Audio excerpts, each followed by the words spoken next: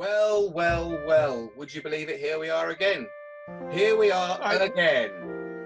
Number 6, and I thought you were going to launch right into it. Well, welcome to episode 6 of Drawing on Shakespeare. Once again, I remain Austin Tichenor from the Reduced Shakespeare Company. And I am still Gary Andrews, Gary Scribbler from the internets. And this week, we are joined by our very special guest. Miss Austin, would you like to tell the lovely people who we have this week? I will tell the lovely people about the lovely guest we have. I think I can say this without fear of being corrected. She is the New York Times best-selling author, Nicole Galland, co-author with Neal Stephenson of The Rise and Fall of D.O.D.O, which I'm holding up, and also on the same page, a romantic comedy, and Iago, a memoir, the autobiography of one of Shakespeare's greatest villains. Nicole, are you there? Can you join us? Sign in, please. There she is. Thank you. Well, we were talking about being unseen, so I considered remaining unseen, but here I am. Oh, it's so much. Well, we exchange a lot of emails and texts, so it's terrific to see your face. Yes, it's nice to see yours too. You look remarkably coiffed. For how Pandemic long hair really is, yeah. There's a lot of hair going on in this between. Yeah. I have very little hair myself, so I'm sort of jealous. Well, I have had to start parting my hair in the middle because otherwise it was just sheepdog. It was just down in front of my eyes. That's a quality problem. Yeah, absolutely. It's a quantity absolutely as well, is it? Can you, Gary? You can put this in slow motion, right? I can. I'm sure I can. We will do that. Dear. So Nicole, I love the idea that what you're talking about, that you want to talk about unseen Shakespeare, because all of your books, it seems, or many of them, go sort of behind the scenes of famous Shakespeare stories that we think we know so well, but maybe don't. Yes. Well, Iago does that the most, I think, but see, if I get on my Iago riff, I'm going to go on for a bit. Is that? You go on for, that's why we're here. Riff, right. Baby. So I should have thought this out and I didn't, but I'm going to sound like I did. I would like to hear the two of you tell me what is going on when the play Othello starts. That's interesting. Are you asking what do I know about the character? I think I know that Iago's the villain. Iago's one of Shakespeare's most famous villains. That's what I know. So let me rephrase my question. You have, when you were talking about several of the other plays, you would start by saying, so here's the breakdown of what happens in the story. So if you were to do the breakdown, how would you do that breakdown? Othello, Moorish general, suspects his wife Desdemona of infidelity because his lieutenant Iago has dripped poison in his ear, metaphorically, by lying about Desdemona's behavior. Why does Iago do that?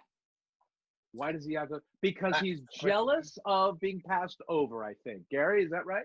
Yeah, I mean, that's the big question, isn't it? Because it's the one that gives everybody who directs the play the hook. Is it sexual jealousy? Is he in love with Othello? Is he in love with Desdemona? Is he racist? Is he jealous of the advancement? There's so many options, and it's whatever the productions decided to choose as their particular slant on it, quite often, is the thing. So it is the big central sort of almost mystery, I suppose, of the play for me. I know. How did we do, Nicole? So, when sometimes I get asked into English classes to talk to the kids about why I'm defending Iago's initial position. I wouldn't say that I'm defending what he does throughout the entire play, but the textbook, excuse the term, phrase is that he is jealous of having been passed over for the promotion by Cassio. As you're talking about Iago, I see that Gary has already started scribbling, but he's not drawing Iago, are you, Gary? You're drawing. No, I was drawing. Oh, he's gone. Wait a minute, I'll bring him back. It's Unseen Shakespeare. Oh, I love that. Oh, I love that. That's great. So he's complaining to Rodrigo that he was passed over for the lieutenancy in favor of Cassio by Othello. Got my prepositions right that time. And the reason that Cassio was given the lieutenancy instead is really never explained. But if you look at what's happening in the play right before the play actually begins, it actually makes a lot of sense. Othello is having an illicit relationship with somebody. He's going behind her father's back. And Iago, who is constantly described as honest by lots of people who have known him for a long time, consider Iago honest. Othello is doing something that, even if it's romantic, because it's romantic, it's still illicit. It is not honest. And he has not asked his honest ensign to help him. He has instead asked Cassio, who has almost no experience whatsoever. Cassio has helped him. And now suddenly Cassio is the lieutenant. So certainly from Iago's point of view, when he learns that Othello's done something dishonest, Cassio helped him do it, and Cassio became lieutenant. To Iago, it seems really, really clear that the problem is not in Iago or in Iago's abilities, it's in Othello's behavior and Cassio's behavior. So that is the underlying, that's the pre-existing condition that sets Iago off on his path. Well, and I love that. I don't know if it's the first sentence of the book. It is, but it's also on the cover of Iago. Oh, I love the design. Yeah. Yeah. And the first line of the book is, they called me, quote, honest Iago from an early age, but in Venice, this is not a compliment. It is rebuke. One does not prosper for honesty. I mean, right there, that sort of explains what you just said. Yes. Yes. Thank you. So that's my take on it. My take on it is that Iago is actually a completely honest person who, prior to the events of the book, not that he doesn't have baggage, he obviously, I give him a lot of baggage in the first half of the novel, but he handles it by like trying to be the upright, good, proper person, and then he just gets really screwed over by the other characters who actually are not as good as him. And then he makes up for not being as good as them, you know, by becoming even worse than they are. But that's my theory about what is going on with him, is he was trying to do the right thing. I love that interpretation. I mean, one of the things I loved about the novel so much is that it is absolutely plausible backstory for almost any production. I mean, unless you just want to make Iago a Richard III character and, right, you know, thoroughly slimy, but no, it was a fascinating read, and I read it thinking, maybe this time the story I know of Othello won't go the way it goes, and I was very hopeful. And I won't say how faithful you are to Shakespeare's novel, but it all made beautiful, wonderful sense, and that's the fun of this kind of the work that you do, is going behind the scenes, isn't it? Yes. What I did, I have to say, is not playable. I don't think that an actor might be able to take it and go, well, that's an interesting point. And I've heard of some productions where the actors kind of came to that decision about it on their own. But I definitely don't think that you can necessarily take it and use it as a user's manual on stage, because it's a novel and it's very psychological. And it's not, you know, so much of it is internalized that it would be hard to play it directly. Can you talk about that a little bit? Because in a past life, you were a dramaturg for theaters. Can you talk about storytelling on stage in a play versus novelistic storytelling? Well, I mean, the difference, I think, this is not original or insightful. I don't think, maybe it is. But the difference between novels and stagecraft are largely that the first is largely about the internal psychological life, and the other one is largely about behavior and interaction with other humans. So you can lie very easily in both, but you have to lie differently. You can be genuine in both, but it expresses itself differently. So you can explain yourself much more easily in a novel than you can on stage, which is part of why the novel would not, I think, translate to an interesting, it could possibly translate to a film, because film has figured out how to kind of cross the barrier, the blood-brain barrier, so to speak. But I think it would be difficult to take what is in the novel and actually turn that itself into a play, although it could certainly inform the That play. almost sounds like a challenge, I have to say. It sounds like a really exciting thing. My rates are very reasonable if you'd like to option it. And Gary, who are you drawing there? I thought I'd go for the classic triangle with Iago in the foreground and Othello and Desdemona in the background, just to sort of illustrate things while we were That's lovely. chatting, you know. So very cool. Yeah. I love the ringside seat of watching you do this. It is amazing. Do you know what you're going to do? Do you know what the finished object is in your head and then you work towards it? Or does it? I kind of, once you start talking and an idea comes in, I kind of see a finished picture in my head. So then I'm kind of copying what I see in my head. But then you get the happy accidents that happen as you're drawing as well, and it maybe adapts itself as you go along. But until you started talking, I didn't know I was going to do this drawing. And then as you started drawing, I was like, oh, right, I'll do that. And usually, quite sometimes the ideas come as the hand starts moving. You know, as long as the brain is about 3 or 4 strokes ahead of the hand, we're kind of winning. Yeah, I mean, I guess it is something that, you know, you get as a writer as well. And we've talked about this briefly before. I know that thing of when the book or the play starts to write itself, and you're writing and go, I didn't know they were going to say that. And Yes. I love those moments, you know, not that I write a lot, but when I do and I get those happy accidents, I love it. So I guess a similar thing can happen with drawing. Yeah. Oh, I didn't know I was going to make that line. Oh, that worked. You know, so. Well, that's an interesting, I mean, I'm making that discovery too in the play that I'm writing. I'm realizing that, oh, wait, if these characters are really this way, then they're going to end up doing this. And so now I have a direction where I know I'm going to take certain scenes, because I just realized, oh my gosh, I can't, if I started with one idea about what they might do, I realized that what they're doing right now as I'm writing means they're going to now have, that's going to lead them down this path, a path I hadn't anticipated. Nicole, when you started Iago, did you set out to redeem him, or was it born of that I think wonderful insight that he's honest, and therefore he's the most honest man in Venice? Yeah, that's a good question. I don't know. It's an unusual book in that the source material is absolute and complete. Like I didn't think like, well, now I need to go and research, try to find that hidden 6th act of Othello. You know what I mean? Like I knew exactly what the material was. I remember having this eureka moment. I was walking my dog in the woods. I remember what the weather was like. I remember almost stepping into a puddle. Like I remember all of those details, but I don't remember exactly the content of the eureka moment, just that it was a eureka moment. And then I just went home writing. The insight about him being honest, the most honest man in Venice. Yeah. That, or at least that it was just that his behavior, that everything that led up to the inciting incident, which is him deciding he's going to cause trouble, was a response to other inciting incidents of other people behaving badly. That it was that element of it just came like that. And then the minute that it came, it actually seemed so obvious that I was sort of embarrassed that I hadn't seen it. And then I suddenly started wondering, like, why doesn't everyone talk about this all the time?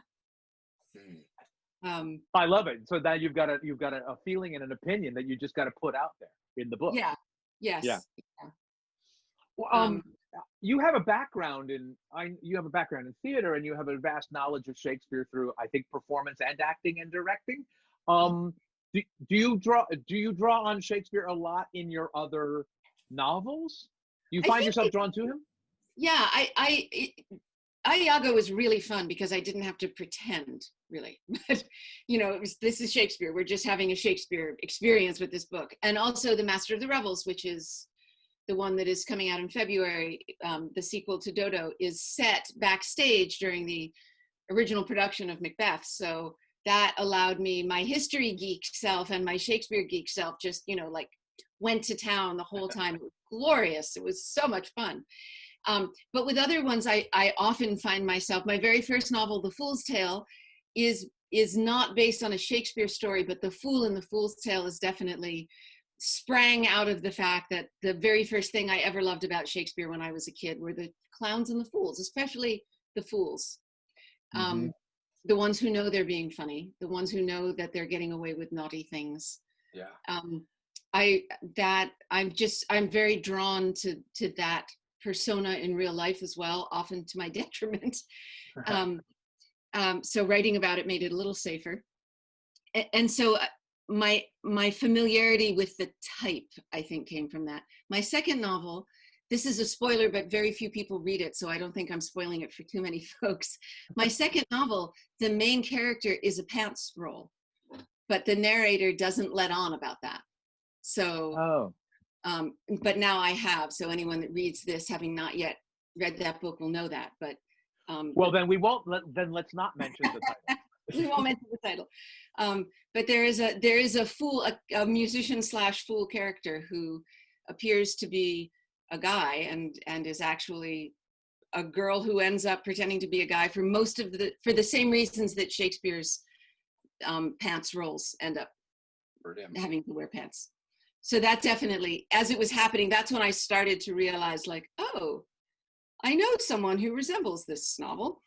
I know a bunch of someones who resemble this novel. And the one role that I had not played when I stopped acting, pursuing it professionally, that I really wanted to play was Rosalind in As You Like It. So in a way, I almost feel like I got to play Rosalind by creating this character. Well, that's fascinating because I have read The Rise and Fall of D.O.D.O, and I have been privileged to read at least a draft of its sequel.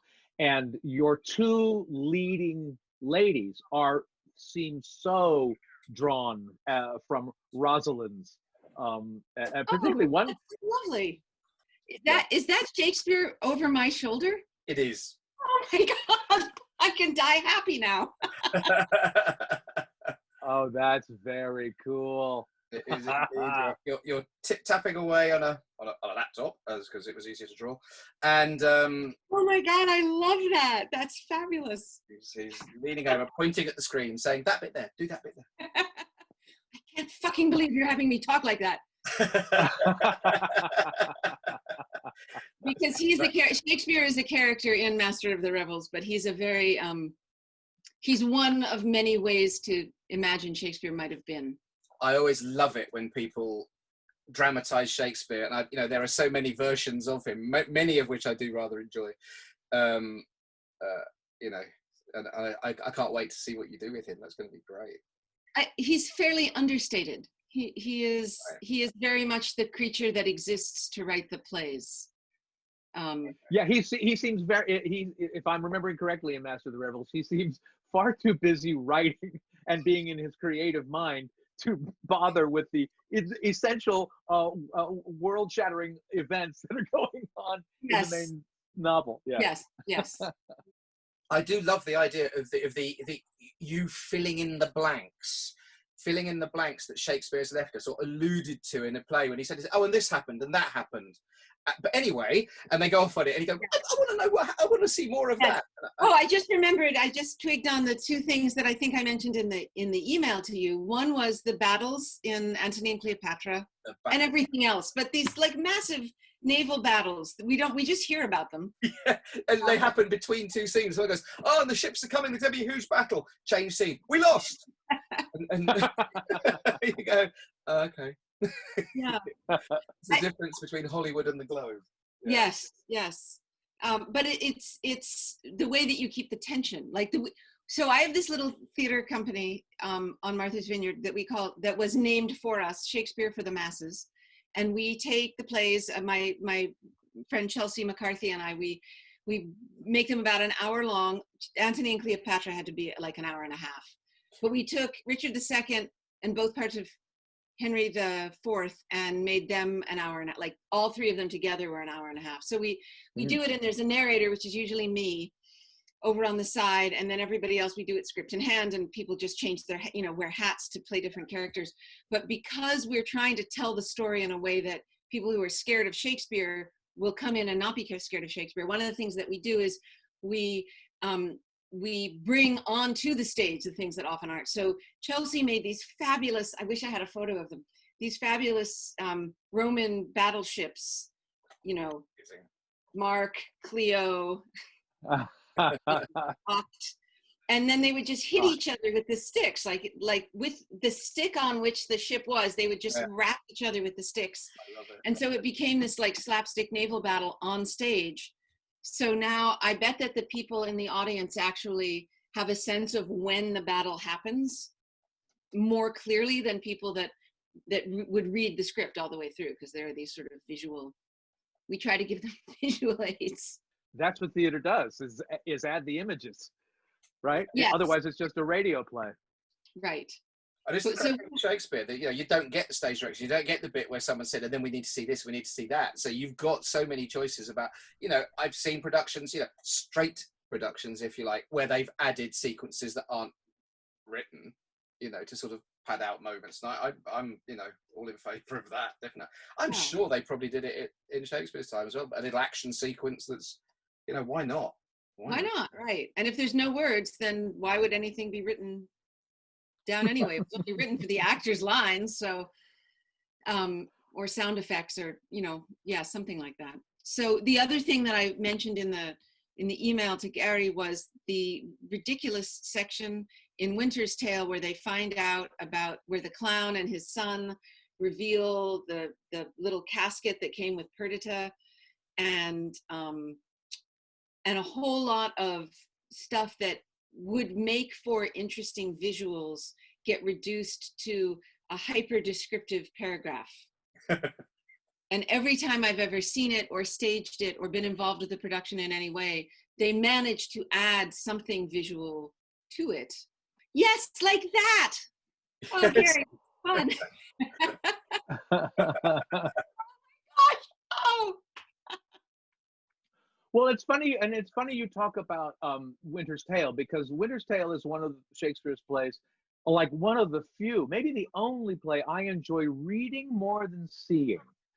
I've never seen I've never seen a production of The Winter's Tale. That's not true.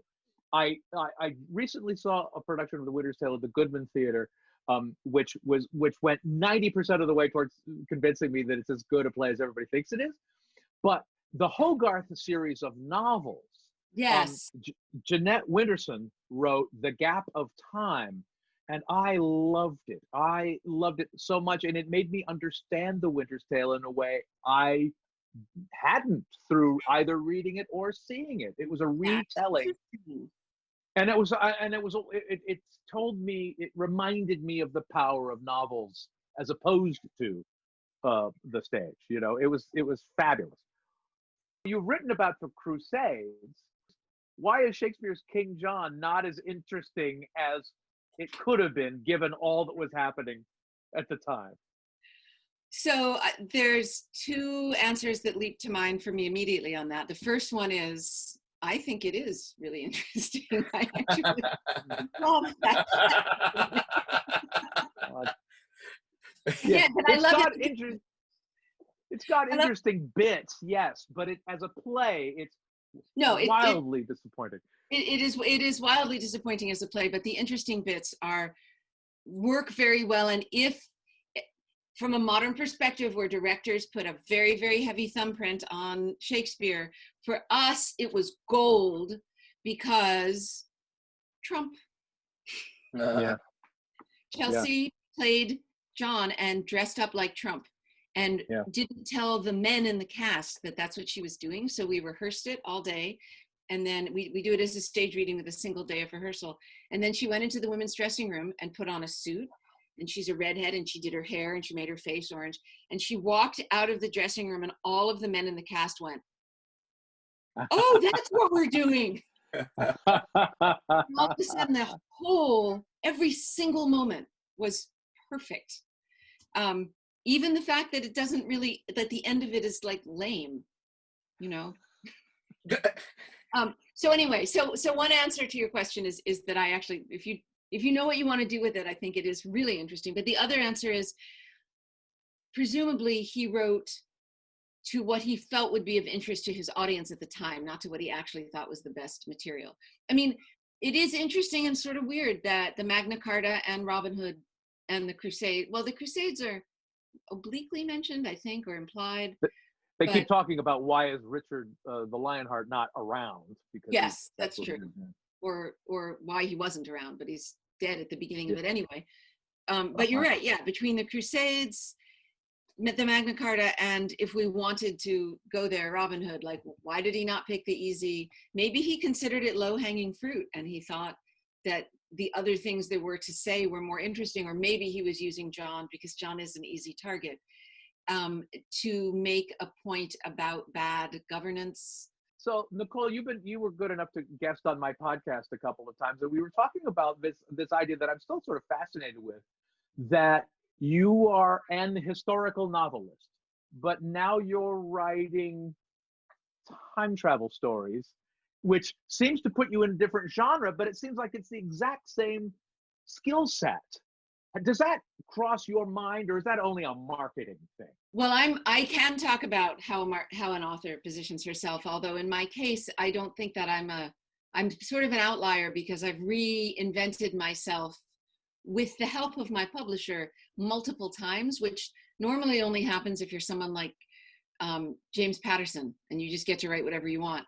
Normally they want to brand you. So first, my first branding was that I wrote historical fiction, and then I had this idea for this sort of comic contemporary novel, which was Stepdog, which is in a sense, my least Shakespearean story, except the narrator feels like an impish Shakespearean character himself.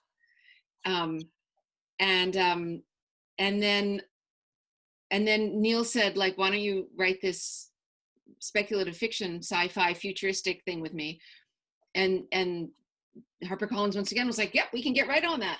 So now I have 2 contemporary funny novels, and I'm not sure, 4 or 5 or 6 or so historical novels, and now the speculative futuristic stuff is sort of happening. And I think that they're figuring it out as well as I am, because it's not normal to have an author who's doing that. I think it's fascinating because, it's show business, right? It's, Yeah. Yeah. And Shakespeare invented an entire business model. He was in on the ground floor of the industry that we call theater, and fingers crossed it'll come back when this pandemic is over.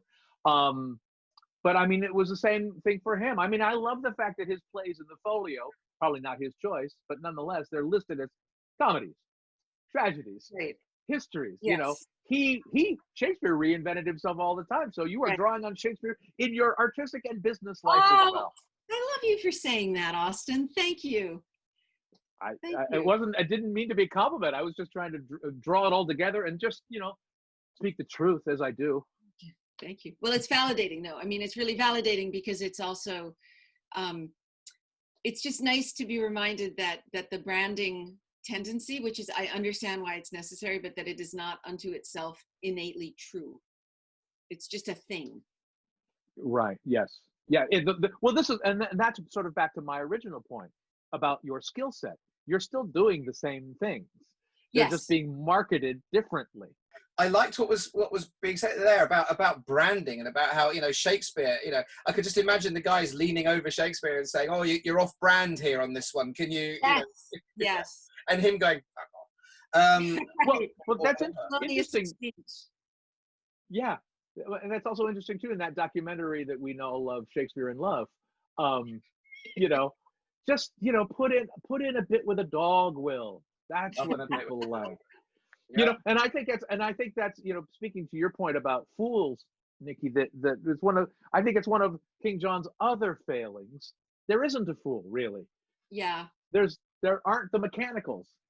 Right. Well, so there's definitely no clowns. The bastard is close to being a fool.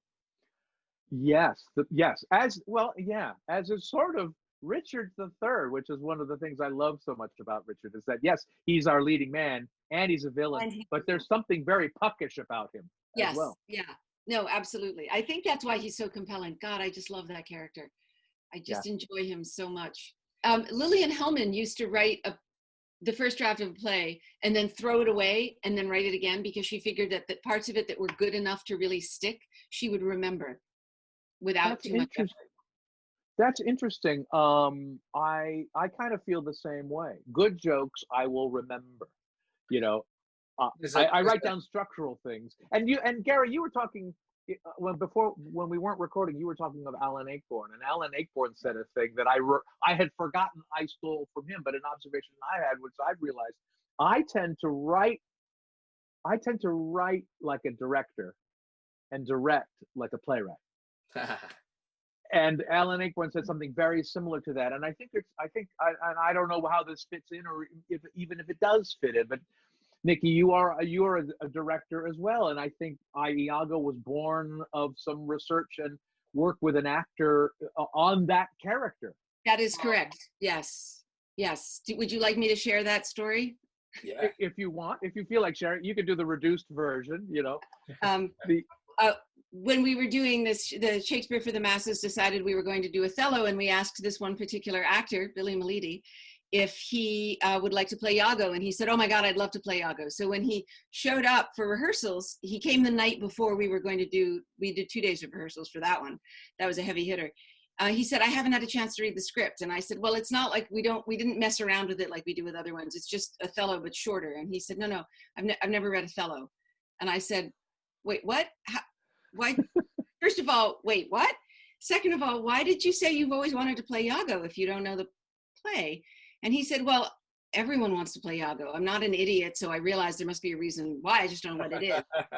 So I had this sort of panic moment. So we sat down and we read through the whole thing. And every time something didn't make sense to him, he would ask me. And when you come at the play from the presumption that Iago's not the villain, but you want to understand what is going on with Iago, it's very easy to start asking the kind of questions that led to my eureka moment that happened about a week or two later. So he would just ask these questions, and you cannot answer the questions honestly without calling into question the integrity of the other characters. But that's an interesting idea too. That that's the cliche. You're right. Everybody's the hero of their own story. Yeah. Even the bad guys. And and I'm finding this too in the play that I'm working on. You have to get into the mindset of all your characters, the good ones and the bad ones, and figure out what makes them tick. It doesn't make them any less abhorrent necessarily, right. But finding out what makes them tick goes a long way towards, again, not excusing them, but personalizing them in a way, demonstrating behavior that an audience member can watch on stage or read in a novel and go, "Ooh, gosh, do I do that?" Exactly. Yeah. And there's an obligation on the playwright's part, even more than a novelist's, to make sure that every character that you're writing can live that belief, because you're obligating an actor to earn their keep by inhabiting that character on stage in front of other people night after night after night. So you really need to give them a person to inhabit. In some ways it's easier for a novelist, because novelists can pick and choose who gets due diligence and who doesn't. But really, even a small character on a play, there is another human being who has to embody that character completely every performance. So I think that's why I haven't actually written any plays from scratch. To me, that just feels like that's so intimidating. I don't feel up to the task of making all of the characters worthy of actors' time. That's really interesting. I've worked on the world premiere production of one script, and that wasn't mine, and just as an actor, and it was fascinating because I played like 4 stern supporting characters about whom the play is clearly not, and so she hadn't done the same amount of work paying attention to those characters, but because of the questions I asked, because these are questions every actor asks, she goes, and I would share, "Well, I think this," and she go, "Oh, I hadn't thought of that." It's helpful. This is what is great. There's so many great things about actors, but working with good actors, the right actors, can inform your characters in ways you don't anticipate. Yes, absolutely, definitely. So that's a way in which playwriting is maybe easier than novelists, because when you're writing a novel, it's all on you. You're totally stuck with it yourself. When I was writing Revenge of the Rose, which was my second novel, there was a plot point I was having a difficult time with, and I realized that there was some stuff that had to be filled in either expositionally or there had to be another character, and I couldn't quite figure out who that character, like nothing was coming to me organically. So I was working at Berkeley Rep, and we had a guest director who had a very large personality and had certain qualities that were challenging for me to endure. And then I suddenly realized that he was the missing character. And then all of a sudden, all of the things he did that were challenging were just like I was being fed. And instead of sort of going like, okay, now I've got to get through this next meeting with him, there was a sense of, oh, goody, I can't wait to see what I'm going to discover this time. And I adored him by the time his show opened. I just loved him. Brilliant. Because he was suddenly doing something. Yeah.